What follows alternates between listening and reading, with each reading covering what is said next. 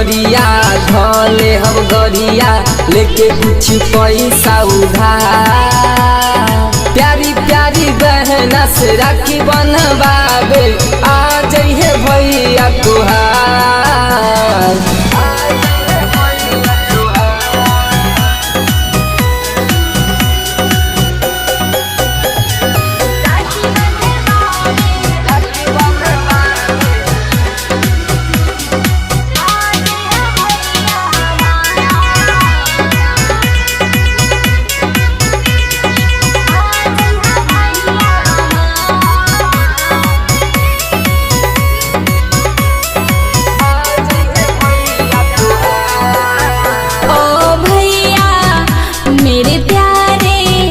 वादा करके भूल न जाना, आना जल्दी आना, राखी का पर्व निभाना।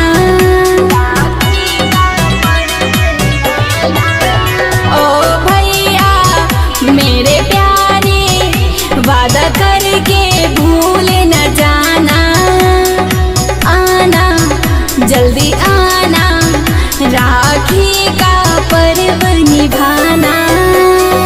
हमरा खातिर किनली हा चूड़ी और कंगना, ले ले हम मोती के हार।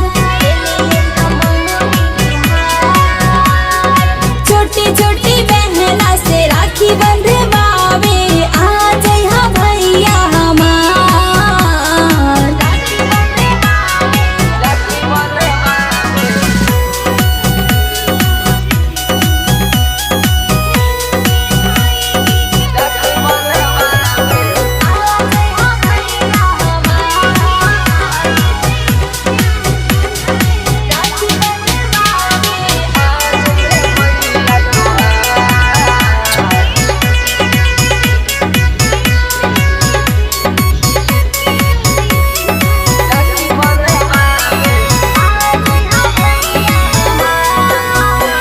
ओ बहना मेरी प्यारी, मैं आऊँगा तेरी हाथों से, अपनी हाथों में राखी बनवाऊँगा।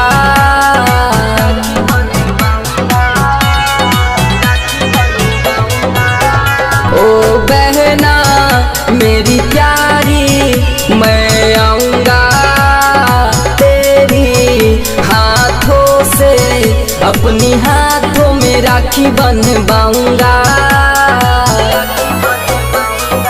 हमरा खातिर किनली हा चूड़ी और कंगना, ले ले हम मोती के हार।